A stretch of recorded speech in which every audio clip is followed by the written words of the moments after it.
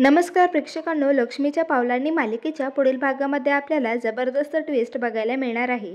तर प्रेक्षकांनो, मालिकेत आता आपण बघितलं होतं की अनामिकाने काजलचे सोहमने काढलेले स्केच सगळ्यांपुढे जाळले होते। त्यामुळे आता कला विचार करत असते की अनामिका आणि सोहमच्या नात्यात हा वाढता दुरावा कशामुळे आहे आणि तो कसा संपवता येईल याचा शोध आता कला घेत असते। तेव्हा कला एक मैत्रीण म्हणून सोहमशी बोलायला जाते। तेव्हा सोहम तिला म्हणतो, कला बहिणी, मी तुला खरं सांगतो, मी माझ्या मनातून आता काजलचा विचार पूर्णपणे काढला होता। मी फक्त आणि फक्त अनामिकाचाच विचार करत होतो। तिला कसं खुश करू शकतो, कसे आनंदात ठेवू शकतो हाच विचार करत असतो।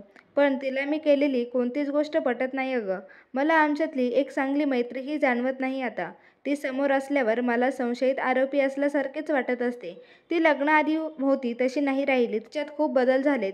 तिला पहिले माझ्यातील चित्रकार आवडायचा, पण आता तिला चित्र काढल्यावर राग येतो। आता कलालाही सोहमची बाजू पटत असते। कला विचार करत असते, सोहम मनापासून संसार करण्याचा प्रयत्न तर करतोय, पण अनामिकानेही त्याला समजून घेतलं पाहिजे, त्याला सपोर्टही केला पाहिजे। तर आता कला सोहमशी बोलून रूममधून बाहेर येत असते, तर तेव्हाच अनामिकाला फोनवर बोलताना ऐकते आणि अनामिकाचे बोलणे तुटक तुटक तिच्या कानावर पडत असते की मी आता काही दिवसातच त्या सोहमला पुरत उद्ध्वस्त करून सोडते की नाही बघ। तिचे हे शब्द कलाच्या कानावर पडतात, पण तिला पुरेसे ऐकू गेलं नव्हतं। त्यामुळे अनामिका कोणाशी बोलत असेल आणि मी ऐकलं ते खरं असेल का, हे नेमकं काय प्रकरण आहे हे मी समजून घ्यायलाच पाहिजे।